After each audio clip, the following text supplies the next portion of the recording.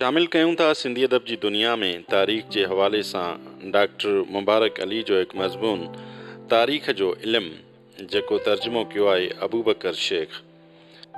तारीख़ जी तारीफ़ कुझु हिन रीति करे सघिजे थी त तारीख़ उहो इल्मु आहे जंहिंमें तहज़ीब पंहिंजी माज़ीअ खे बयानु करे थी या तारीख़ मरहलेवार इंसानी ज़हन ऐं संदसि शऊरी तरक़ीअ खे चिटो करे थी ऐं इंसान जा कयल तजुर्बा ॿुधाए थी। हिन वक़्तु तारीख़ ऐं समाजी इल्मनि जो पाण में मुक़ाबिलो आहे, छो त समाजी इल्मु हिन दौर ऐं वक़्त जे मसइलनि मुतलिक़ आहिनि ऐं उन्हनि जो तज़ियो कनि था। उन लाइ माण्हू उहो पढ़णु चाहिनि था जीअं उहो संदनि मसइलनि जो हल ॻोल्हे लहे।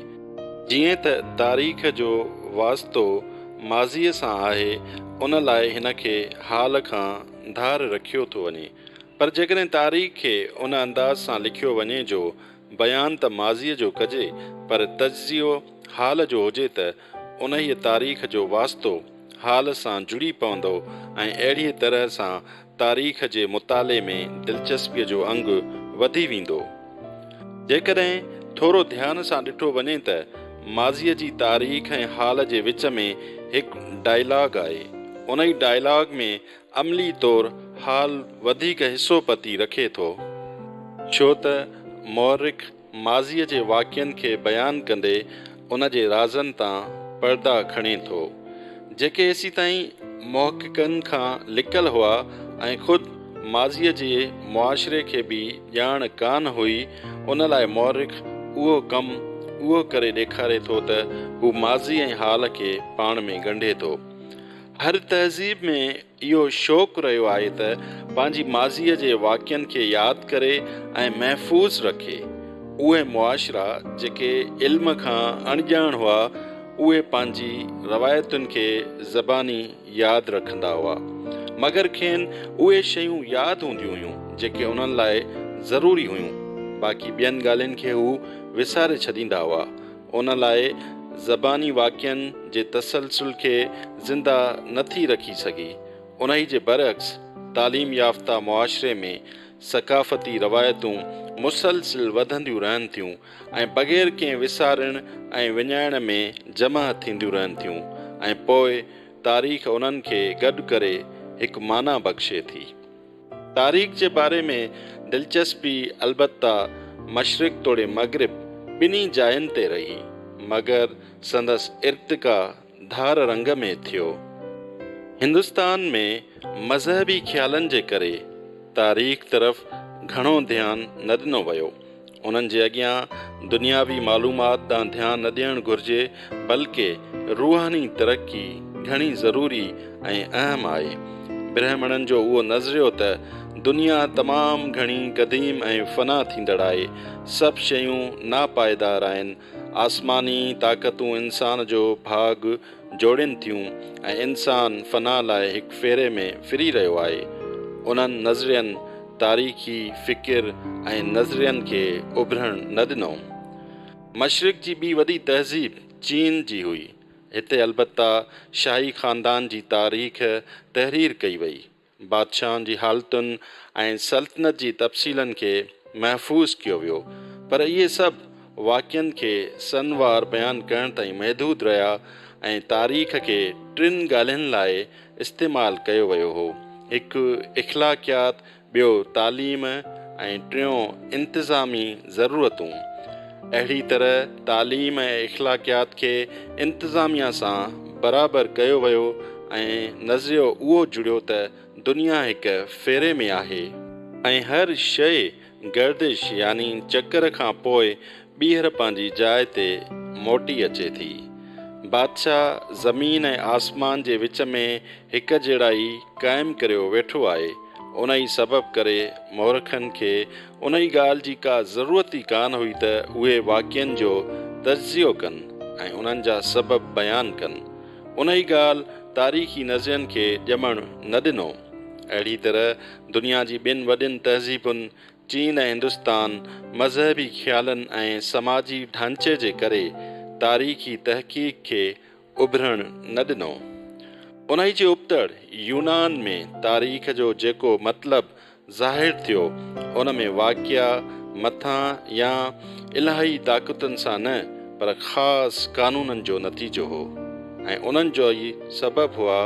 उन लाइ उन्हनि वाक्यनि खे सम्झणु ऐं उन्हनि जो तज़ियो करण में वधीक सहूलियत हुई, छो त जेकॾहिं कंहिं शइ जो सबबु हुजे त ज़हन उन खे सुञाण ऐं परखण जी कोशिश करे थो ऐं उन ई मां साइंसी सोच पैदा थिए थी।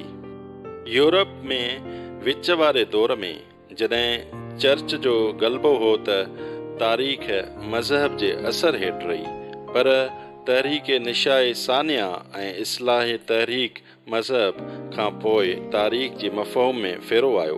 ख़ासि करे रोमानोन तहरीक तारीख़ जे फ़िक्र में इनक़िलाबी तब्दीली कयूं। उन ई तहरीक जा फ़िक्री बुनियाद इनफ़रादी आज़ादी ते ॿधल हुआ ऐं उन्हनि अॻियां आज़ादी जी वॾी अहमियत हुई। फ्रांसीसी मौरिख मिशली उन ई ॻाल्हि ते ज़ोर ॾिनो आहे त माण्हुनि जी हरकत सां तारीख़ में तब्दीलियूं अचनि थियूं। उहो माण्हुनि जो जज़्बो ई हो जिन गॾिजी बेस्टल खे फ़तह कयो ऐं फ्रांस जी तारीख़ ई बदिलाए छॾी। रोमानवी तारीख़ जी हिकिड़ी ख़ुसूसियत इहा बि आहे त उन तख़यल जी नशो निमा कई ऐं तारीख़ी अमल में ज़िंदगी ऐं ताक़त खे ॾिठो। उन्हनि जो रवैयो माज़ीअ तरफ़ ॾाढो हमदर्दाना हो। उहे माज़ीअ जे ज़माने खे वहशत ऐं बरबरियत जो ज़मानो न कोठींदा हुआ। कोलिंगवुड रोशन ख़्याल दौर जे मुफ़क्किरनि ते तनक़ीद कंदे चयो त तारीख़ जो दाइरो वसी हुअणु घुरिजे ऐं उन्हनि पहलुअनि खे साम्हूं आणणु घुरिजे जिन खे नज़रअंदाज़ कयो वियो ऐं वहशत जो दौर सम्झी तवजा जे क़ाबिल न सम्झो वियो हो। जर्मन जे मुफ़क्किरनि उन ई नज़रिए तहत तारीख़ ते कमु कयो। उन्हनि विच वारे दौर ते तनक़ीद करण बदिरां उन जी तारीफ़ कई। इहो कमु उन्हनि अहिड़ी रीति कयो जो रोशन ख़्याल मुफ़क्किरनि जेकी उन्हनि खे रवायतुनि ऐं इक़्तिदार जी माप तोरनि सां घटि सम्झी रहिया हुआ, उन्हनि पंहिंजनि पैमाननि खे तब्दील कयो ऐं तारीख़ खे वुसअत बख़्शी। जीअं त जर्मनी में तारीख़ियत जो मफ़हूम पैदा थियो जंहिं तारीख़ जी सम्झण में मदद ॾिनी। जर्मन जे हिकु मुफ़क्किर तारीख़ियत जी इर्तिक़ा खे हिन रीति बयानु कयो आहे। रोमानवी तहरीक जंहिं क़दीम अहद ऐं क़दीम माण्हुनि में तारीख़ सां दिलचस्पी पैदा कई ऐं उन्हनि खे ख़्याली बनायो ऐं माण्हुनि खे अहसासु ॾियारियो त माज़ीअ खे कहिड़ी तरह हिकु जज़्बे वांगुरु ॾिठो वञे ऐं उन जी साराह कई वञे। प्रोटेस्टेंट जर्मनी में तक़वा जी तहरीक हुई जंहिंखे तसव्वुफ़ तरक़ी ॾिनी ऐं इहा इंसानी नफ़्सियात ते असरअंदाज़ थी। उन इनफ़रादी शऊर खे फ़रोग़ ॾिनो ऐं गॾोगॾु मज़हबी तजुर्बनि खे ज़िंदगी जे ॿियनि मामलनि सां ॻंढियाई, जंहिं करे ज़हन नवां ख़्याल ॿुधण लाइ तयारु थी वियो, एसी ताईं जो तक़वा जे ख़िलाफ़ पिणु। क़दीमी दौर जे आर्ट सां नफ़्सियाती ॻांढापो पैदा थियो। हिन इनफ़रादियत खे सघ बख़्शी। जर्मनी जे मशहूरु मौरिख़ राबके तारीख़ खे हिकु वापारु बनाए छॾियो। हिन खां अॻु तारीख़ अदीबनि ऐं फ़लसफ़ियुनि लाइ हिकु मशग़लो हुई, पर हिन खां पोइ तारीख़ पेशावर मौरिख़ लिखणु लॻा ऐं तारीख़ खे लिखण लाइ साइंसी बुनियादनि ते क़ानून तरतीब ॾिना विया। मवाद जी छंड-छाण जा तरीक़ा जोड़िया विया। यूनिवर्सिटियुनि में तारीख़ जा शोबा क़ाइमु कया विया। तारीख़ जूं अंजुमनूं ठहियूं।